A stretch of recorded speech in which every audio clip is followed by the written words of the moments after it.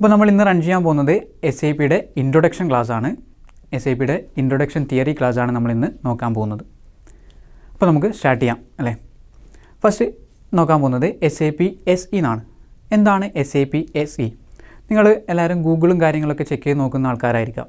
അപ്പോൾ ഗൂഗിളിൽ SAP എന്ന് ടൈപ്പ് ചെയ്യുമ്പോൾ ഫസ്റ്റ് കാണുന്നൊരു വേർഡ് എന്താണ്? SAP SE എന്നാണ്. അപ്പോൾ നമുക്ക് അതിൽ തന്നെ തുടങ്ങാം. എന്താണ് SAP SE? അതായത് SAP എന്ന് പറയുന്നത് ഒരു ജർമ്മൻ കമ്പനിയാണ്, അതുപോലെ തന്നെ ജർമ്മൻ സോഫ്റ്റ്വെയർ ആണ്. SAP SE എന്ന് പറയുന്നത് നമ്മുടെ നാട്ടിലൊക്കെ കമ്പനിയുടെ ലാസ്റ്റ്, നമ്മുടെ നാട്ടിലൊക്കെ കുറേ കമ്പനീസ് ഉണ്ട്. കമ്പനീസിൻ്റെ ലാസ്റ്റ് എന്താണ്? ലിമിറ്റഡ്, പ്രൈവറ്റ് ലിമിറ്റഡ് എന്നൊക്കെ പേര് കാണാൻ പറ്റും. അതുപോലൊരു ജർമ്മൻ വേർഡാണ് SE എന്ന് പറയുന്നത്. കാരണം ജർമ്മനിയിലുള്ള കമ്പനിയുടെ പേരിൻ്റെ ലാസ്റ്റൊക്കെ SE എന്ന് പറഞ്ഞ വേർഡ് നമുക്ക് കാണാൻ പറ്റും. അതുകൊണ്ടാണ് SAPയിലും SE എന്ന വേർഡ് വരുന്നത്. ദെൻ SAP എന്ന് പറയുന്നത് ഒരു ജർമ്മൻ സോഫ്റ്റ്വെയർ ആണ്. കൂടുതലും MNC കമ്പനീസ് യൂസ് ചെയ്യുന്ന ഒരു സോഫ്റ്റ്വെയർ ആണ് SAP എന്ന് പറയുന്നത്. നിങ്ങൾ IBM എന്ന് കേട്ടിട്ടുണ്ടോ? IBM എന്ന് പറയുന്നത് ഒരു ഇന്ത്യൻ കമ്പനിയാണ്. ഇന്ത്യൻ മൾട്ടിനാഷണൽ കമ്പനിയാണ് IBM എന്ന് പറയുന്നത്. അത് മറ്റ് കമ്പനികൾക്ക് സോഫ്റ്റ്വെയർ ഡെവലപ്പ് ചെയ്ത് കൊടുക്കുന്ന ഒരു ഇന്ത്യൻ കമ്പനിയാണ് IBM എന്ന് പറയുന്നത്. അപ്പോൾ അവിടെ വർക്ക് ചെയ്ത് കഴിഞ്ഞ 5 എംപ്ലോയീസാണ് SAP ഡെവലപ്പ് ചെയ്തിട്ടുള്ളത്. 1972ലാണ് SAP ഡെവലപ്പ് ചെയ്തിട്ടുള്ളത്. IBMൽ വർക്ക് ചെയ്ത് കഴിഞ്ഞ 5 എംപ്ലോയീസ് 1972ലാണ് SAP സോഫ്റ്റ്വെയർ ഡെവലപ്പ് ചെയ്തിട്ടുള്ളത്. ഓക്കെ.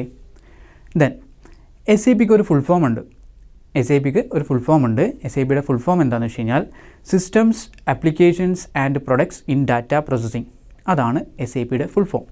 നിങ്ങൾ എന്തായാലും ഗൂഗിളൊക്കെ കാര്യങ്ങൾ ചെക്ക് ചെയ്ത് നോക്കുന്ന ആൾക്കാരാണെങ്കിൽ ഇതൊക്കെ എന്തായാലും കാണാൻ സാധ്യതയുണ്ട്. SAPയുടെ ഫുൾ ഫോം എന്ന് പറയുന്നത് നമ്മൾ ബൈഹാർട്ടായിട്ട് പഠിക്കേണ്ട ഒരു കാര്യമാണ്. SAPയുടെ ഫുൾ ഫോം എന്ന് പറയുന്നത് നമ്മളൊരു ഇൻ്റർവ്യൂവിനൊക്കെ പോവുകയാണെങ്കിൽ മാക്സിമം ഇൻ്റർവ്യൂവർ ചോദിക്കുന്നൊരു ചോദ്യമാണ് വാട്ട് ഈസ് SAP എന്നുള്ളത്. അപ്പോൾ നമുക്ക് സിമ്പിളായിട്ട് ഒറ്റ വേർഡിൽ നമുക്ക് ആൻസർ പറയാനുള്ളതാണ് systems, applications and products in data processing എന്ന് പറയുന്നത്. ഓക്കെ.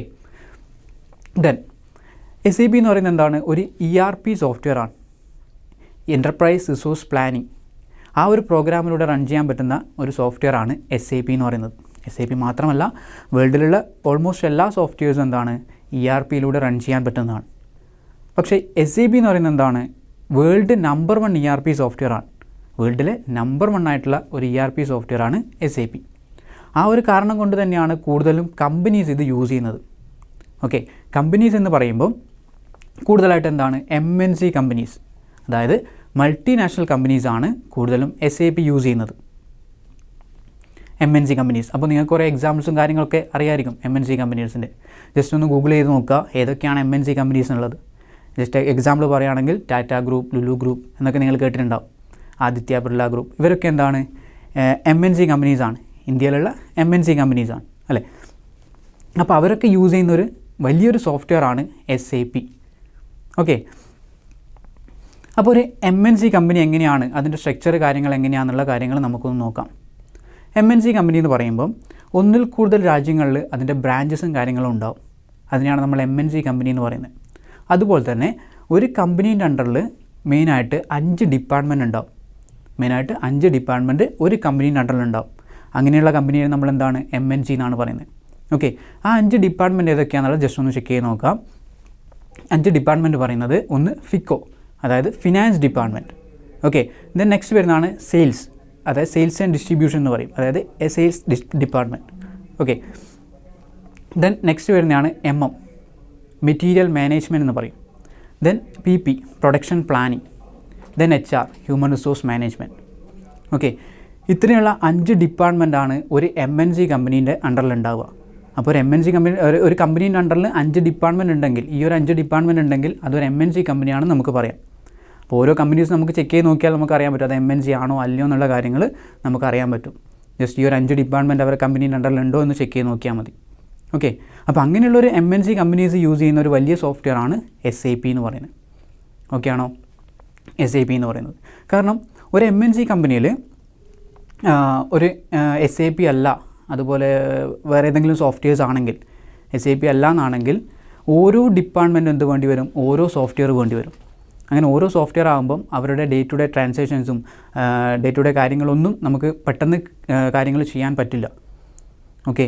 എന്നാൽ SAP ആണെങ്കിൽ സിമ്പിളായിട്ട്, അതായത് സ്മൂത്തായിട്ട് നമുക്ക് എല്ലാ കാര്യങ്ങളും ഡേ ടു ഡേ ട്രാൻസാക്ഷൻസ് കാര്യങ്ങൾ മൊത്തം സിമ്പിളായിട്ട് ചെയ്യാൻ പറ്റും. ഓക്കെ ആണോ?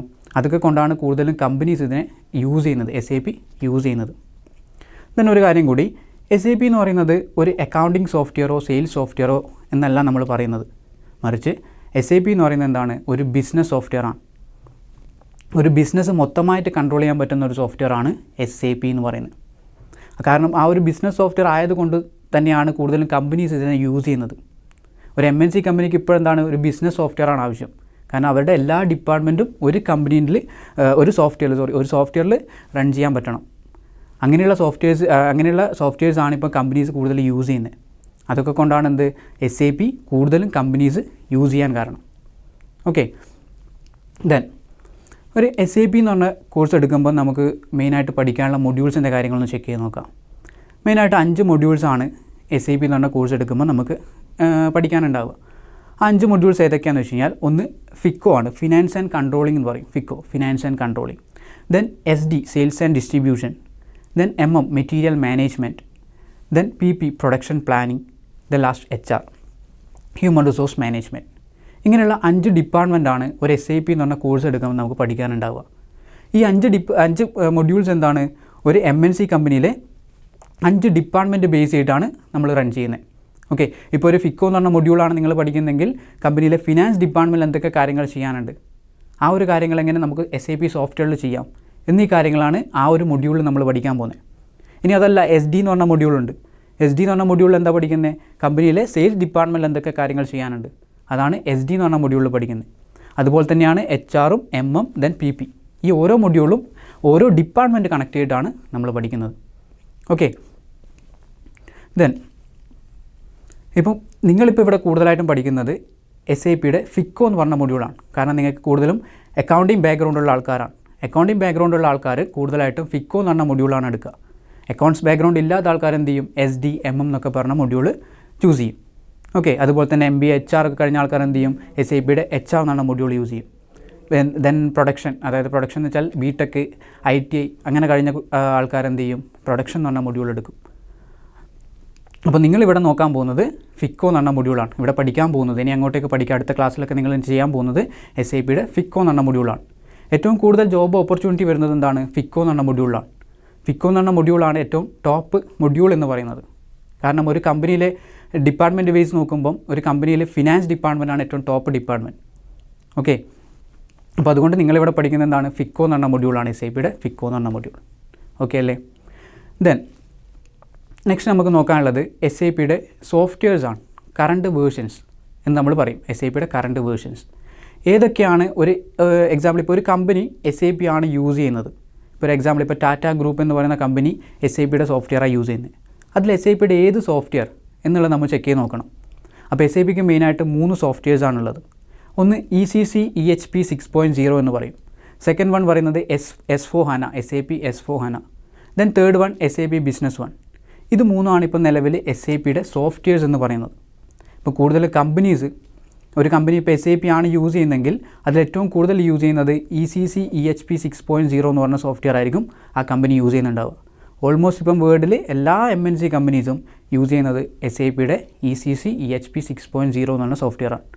ദെൻ നെക്സ്റ്റ് വരുന്നതാണ് S4HANA എന്ന് വരുന്നത്. S4HANA എന്ന് പറയുമ്പം ഇപ്പം ഡെവലപ്പായിട്ട് വന്നൊരു സോഫ്റ്റ്വെയറാണ് S4HANA. ഇപ്പോൾ അടുത്ത കാലത്ത് ഡെവലപ്പ് ആയതാണ് SAPയുടെ S4HANA എന്ന് പറയുന്നത്. ദെൻ നെക്സ്റ്റ് വരുന്നതാണ് SAP ബിസിനസ് വൺ, B1 എന്ന് ഷോർട്ടായിട്ട് പറയും. അതായത് നമ്മുടെ സ്മോൾ സ്കെയിൽ കമ്പനീസ്, MNC അല്ല, ചെറിയ ചെറിയ കമ്പനീസ് യൂസ് ചെയ്യാൻ പറ്റുന്ന ലെവലിലുള്ള സോഫ്റ്റ്വെയറാണ് ബിസിനസ് വൺ എന്ന് പറയുന്നത്. ഓക്കെ, ഇത് 3ആണ് ഇപ്പോൾ നിലവിൽ കൂടുതലും കമ്പനീസ് യൂസ് ചെയ്യുന്ന SAPയുടെ സോഫ്റ്റ്വെയർ എന്ന് പറയുന്നത്. ഓക്കെ അല്ലേ, സോഫ്റ്റ്വെയറിൻ്റെ കാര്യങ്ങൾ. ഓക്കെ, ദെൻ നെക്സ്റ്റ് നമുക്ക് നോക്കാനുള്ളത് SAPയുടെ ലെവൽസാണ്. SAPയുടെ ലെവൽസ്, അത് ലെവൽസ് എന്ന് പറയുന്നത് സോഫ്റ്റ്വെയറിൽ വന്ന അപ്ഡേഷൻസ് ആണ് ഈ ലെവൽസ് ആയിട്ട് നമ്മൾ പറയാൻ പോകുന്നത്. SAP സോഫ്റ്റ്വെയറിൽ വന്ന അപ്ഡേഷൻസ്. ഓക്കെ, 3 ലെവലായിട്ടാണ് SAP എന്ന് പറഞ്ഞ സോഫ്റ്റ്വെയർ അപ്ഡേറ്റ് ആയിട്ടുള്ളത്. അതിന് ഷോർട്ടായിട്ട് നമ്മൾ R1, R2, R3 എന്ന് പറയും. 1 tier architecture, 2 tier architecture, then 3 tier architecture. ഇങ്ങനെയാണ് അതിൻ്റെ മീനിങ് വരുന്നത്. അതായത് നമ്മളിപ്പോൾ എക്സാമ്പിൾ പറയുകയാണെങ്കിൽ, ഇപ്പോൾ ഒരു മൊബൈൽ ഫോൺ എടുത്തു കഴിഞ്ഞാൽ പഴയകാല മൊബൈൽ ഫോണും ഇപ്പോഴത്തെ മൊബൈൽ ഫോണും ഒരുപാട് മാറ്റങ്ങളുണ്ട്, ഒരുപാട് അപ്ഡേഷൻസ് വന്നിട്ടുണ്ട്. അതുപോലൊരു അപ്ഡേഷൻ, സോഫ്റ്റ്വെയറിൽ വന്നൊരു അപ്ഡേഷൻസ് ആണ് ലെവൽസ് പറയുന്നത്. അതിൽ R1 എന്ന് പറഞ്ഞു കഴിഞ്ഞാൽ SAP സ്റ്റാർട്ട് ചെയ്ത ലെവലായിരുന്നു R1 എന്ന് പറയുന്നത്. SAP സ്റ്റാർട്ട് ചെയ്ത ലെവൽ. ആ ലെവലിൽ എന്താണ് SAPയുടെ സോഫ്റ്റ്വെയറിൽ നമുക്ക് ഡാറ്റാസ് എൻ്റർ ചെയ്യാനേ പറ്റുള്ളൂ. വേറെ കൂടുതൽ കാര്യങ്ങൾ അതിൽ ചെയ്യാൻ പറ്റിയിട്ടുണ്ടായിരുന്നില്ല. അപ്പോൾ അവിടെ നിന്ന് അപ്ഡേഷൻ വന്നു, R2 ലെവലിലേക്ക് എത്തി. SAP R2 ലെവലിലേക്ക് എത്തി. R2 ലെവലിലെത്തിയ സോഫ്റ്റ്വെയറിൽ എന്തായിരുന്നു, നമുക്ക് ഡാറ്റാസ് എൻ്റർ ചെയ്യാം, അതുപോലെ തന്നെ കാൽക്കുലേഷൻ കാര്യങ്ങൾ നടത്താം. വേറെ ഓപ്ഷൻസ് അതിലുണ്ടായിരുന്നില്ല.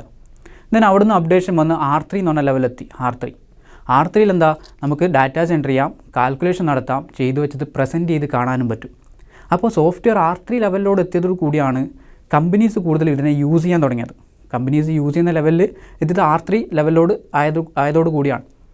ഓക്കെ, ആ ലെവലാണ് ഇപ്പോഴും നടന്നുകൊണ്ടിരിക്കുന്നത്. R3 എന്ന് പറഞ്ഞ ലെവലാണ് ഇപ്പോഴും നടന്നുകൊണ്ടിരിക്കുന്നത്. അപ്പോൾ R3 ലെവലുള്ള സോഫ്റ്റ്വെയർസാണ് നമ്മൾ നേരത്തെ പറഞ്ഞ കറണ്ട് വേർഷൻസ്, അതായത് ECC, HP, S4HANA, ബിസിനസ് 1, ഇവയൊക്കെ എന്താണ്, നമ്മൾ R3 ലെവലിൽ പറഞ്ഞ സോഫ്റ്റ്വെയർസാണ്. ഓക്കെ, ഇത്രയാണ് നമ്മുടെ ഒരു ബേസ് തിയറി കാര്യങ്ങൾ നമുക്ക് പറയാനുള്ളത്. അപ്പോൾ മാക്സിമം ഈ തിയറി കാര്യങ്ങൾ നിങ്ങളെല്ലാവരും ഓക്കെയാക്കുക. ഇനി കൂടുതൽ കാര്യങ്ങളൊക്കെ നിങ്ങൾ ഗൂഗിൾ ചെയ്ത് നോക്കുക. SAPയുടെ കൂടുതൽ MNC കമ്പനീസിനെ നിങ്ങൾ പരിചയപ്പെടുക. അങ്ങനെയുള്ള കാര്യങ്ങളൊക്കെ എന്ത് ചെയ്യുക, ഗൂഗിൾ ചെയ്ത് നോക്കുക. Okay, thank you.